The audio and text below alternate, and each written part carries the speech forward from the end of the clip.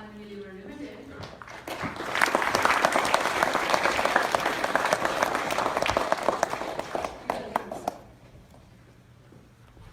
Social reformer and a tireless advocate of fundamental reforms in India, Dr. Jayaprakash Narayana.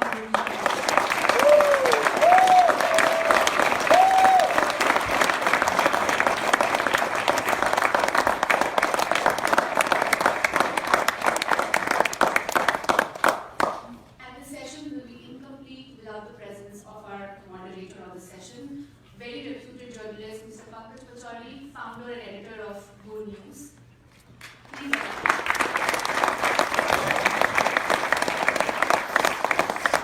welcome, sir. We will now Please study it out.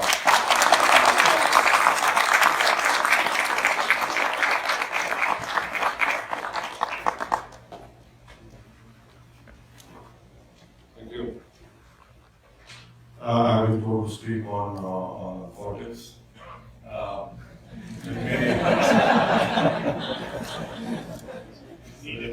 Yeah, so let me start with the grass reality of Indian politics. That is, you should come out of this false assumption that India has two national parties. India has only one national party. One is BJP, other is 1.5 BJP. And why do I say this? Because I'm reminded of a quote given to a journalist friend of mine during the Gujarat program, which was happening in 2002. Some Parivar leader told this senior journalist that Congress is Vajpayee Congress and BJP is Advani BJP. So please come out of this false assumption that you have two national parties. You don't have yet only one national party. And yes, the present politics, there is a grave threat to our separation of powers. Earlier also, I cannot say that the earlier regime of Congress or UPA didn't try to weaken separation of powers, but now in the present day, there is a grave threat to that separation of powers. Thirdly, if you have a grave threat to separation of powers, then executive has to be implemented, judiciary has to be independent, legislature has to be independent. Unfortunately, what we're seeing now is that you have this overpowering executive which wants to control the legislature and the judiciary. You must have read, sitting in Harvard, sitting in USA, that how 4 senior Supreme Court judges had to do a press conference and basically have to plead with the people of India, please save the democracy.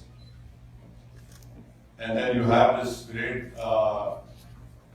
scientific development which is taking place, and whenever a government wants to get a decision in their favor, they have developed this art of maybe, I'm sure even Lord Denning would have been surprised that you give something in an envelope and give it along to the judge, and the judge accepts whatever is in that envelope. So there is a grave threat. I am not demeaning the judiciary, because in the light of what happened in a recent case, where it was proven wrong, there is a grave threat to our separation of powers because of present day politics practiced by the ruling party. Fourth, there has been always a cartelization of power, and you have this particular groups, the dominant upper caste Hindu groups, who have always been in power, whether it is BJP or Congress, and there are numerous examples which I can give. Fifth point is, because of this cartelization of power, the present day Indian politics is not what XYZ can deliver in terms of justice, in terms of fraternity, in terms of liberty, in terms of equality, which our forefathers had enshrined us in our preamble. But now the race is who can be a bigger Hindu. So if you are a bigger Hindu, you are definitely going to get a constitutional post. That is the reality of the present day Indian politics. Why do I say that? Because recently in Madhya Pradesh, 3 Muslim youths were arrested for an alleged crime of cow slaughter. You have a requisite law for that particular offense, alleged offense, but National Security Act was imposed on those 3 youths. Now, I do not know that an alleged cow slaughter is a national security issue. But you have what I said, a 1.5 BJP in power. That is why they had used NSA over there. So then you have the 7th point. You have these dominant caste groups, whether Patels, Gujars, or Marathas, who want reservations. Now this is where the real fun begins. When the dominant caste groups are feeling vulnerable, they want a share in development. This in itself speaks volumes about these people who have a great stranglehold on the power system of our India. So the dominant caste groups are feeling uneasy. So the Supreme Leader, our Prime Minister, decided that why only dominant caste groups? I'll give 10% extra to the economic weaker section, to basically to the upper caste Hindus. Now this goes contrary to our constitution, our basic fundamentals for constitution, and that is why I started my speech by saying there is a grave threat now to the separation of our powers. The 8th point is the issue of Muslim community. That is, I condemn what happened in Kashmir. It is a grievous crime. I say with all the truthfulness and authority I have that it is Pakistan which is to be blamed for that terrorist offense which took place in Kashmir. And there is no to be known. But the crass reality of our present day politics, and it's also the reality, that if Asaduddin Owaisi criticizes Pakistan, I am called a true nationalist. The moment I do not criticize Pakistan, my Indianness is questioned. And that is the problem over here. I am 4th generation Indian. My forefathers rejected the ideology of Jinnah. And they said, no, India is our country. This is the land of Khaja Gharib Nawaz, we will stay here. So I have this great honor and distinction that I am not only an Indian by birth, but also by choice, which no one can take that away from. But in the light of what happened in Kashmir, if you go to my Twitter timeline, every second question is, have you condemned this bomb blast? Have you condemned Pakistan? Why don't you go to Pakistan? And so even after 70 years of independence, I'm being asked this question, that why don't you go to Pakistan? Now, no one asked, how did that happen? How did that 100 kg plastic explosive got inside Kashmir? No one is asking that question. Because the moment, now I've mentioned it, please watch tomorrow 9 p.m. TV channels.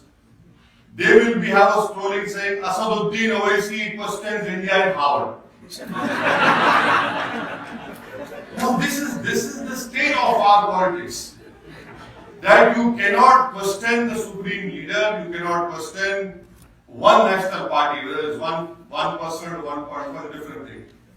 So what we see now is that Muslims are always questioned. Kashmiris are now being targeted. I'm sure those terrorists must be feeling really happy that how as a nation, we are not able to stop these thugs who are targeting Kashmiris. For what they are, these are terrorist people who have done it, but they are not successful. And the last point, that is, please understand that I am not a jihadi. I have taken oath on the Constitution of India.